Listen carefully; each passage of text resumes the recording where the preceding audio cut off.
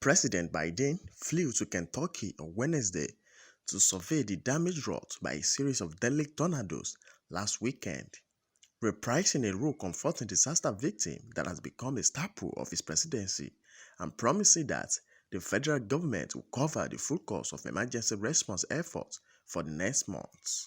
Mr. Biden walked the storm path of destruction in a pair of communities in the southern corner of the state, past entire blocks of building leveled by the high wind.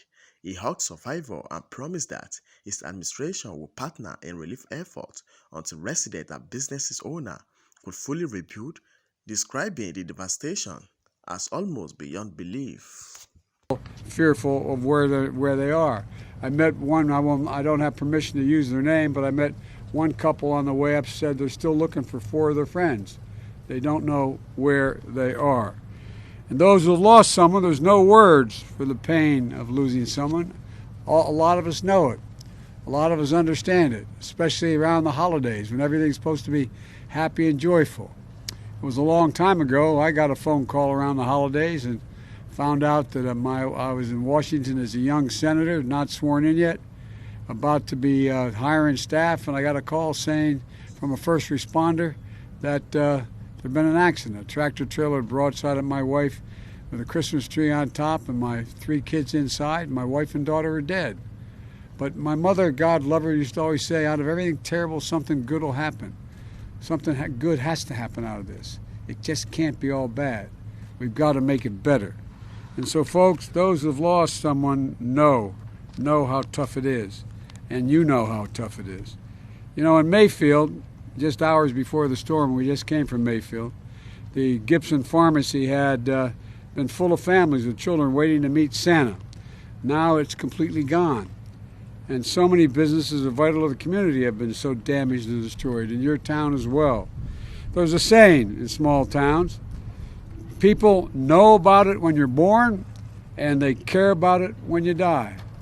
They know about it when you're born, and they care about it when you die. Well, in so many places, destruction was met with compassion. Neighbors and first responders racing to help and save each other's lives and support. I mean, I'm not joking, I asked when I got to Mayfield, what the first thing my first responders, FEMA, what they heard. They said they were amazed. All they heard was about people just going out helping one another. Everybody, just stepping up. It's incredible. It's incredible how you all step up.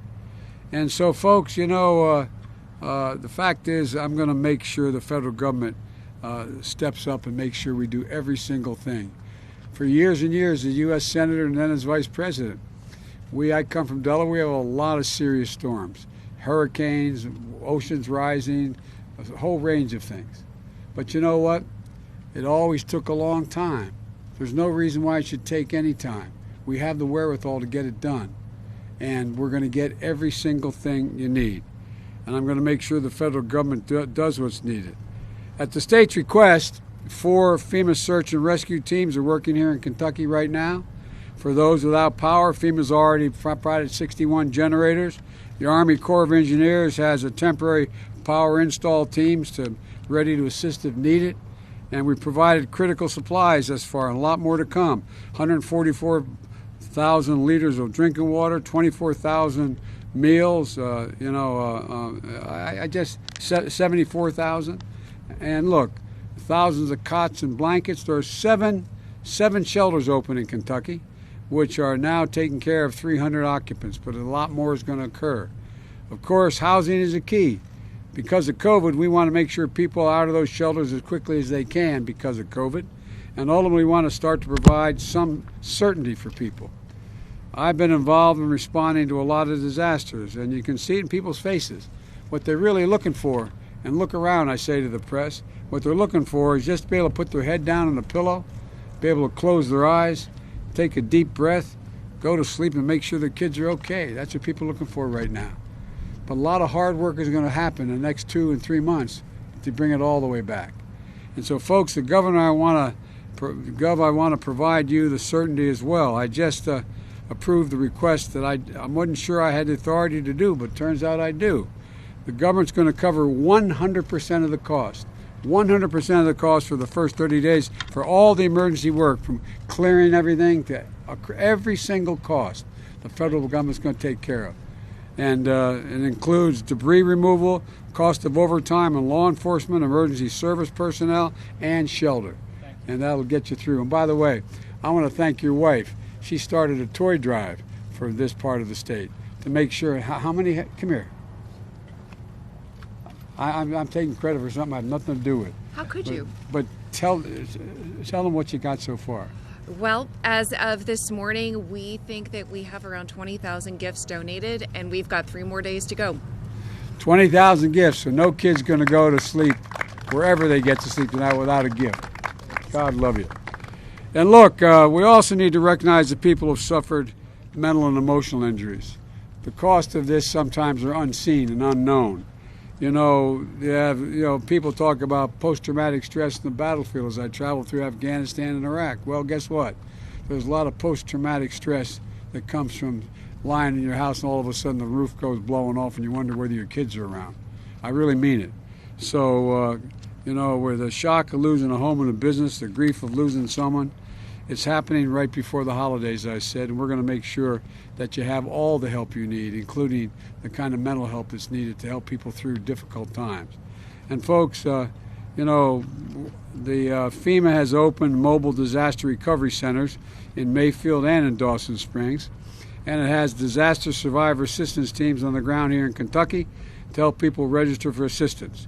As I said when I talked to the governor, not only that we're going to get what you need, we're going to make sure you know everything's available, because you don't always know all that is available. And that's what we're going to do. And folks, if you live in infected areas, which all of you who are standing here watching me do, you visit disasterassistance.gov, or call 1-800-621-FEMA. That's 1-800-621-3362. I promise you, you're going to heal, we're going to recover, you're going to rebuild, you're going to be stronger than you were before. We're going to build back better than it was. And when I come back, I got one beautiful lady and her husband promised me a meal. She's apparently a hell of a cook, so I'm coming back for the meal. So thank you for being here. And to all the families here, keep the faith. We're going to get this done. I promise you, the governor's not walking away, your county judge is not walking away, your congressman's not walking away, no one's walking away. We're in this for the long haul. Thank you very much for your patience.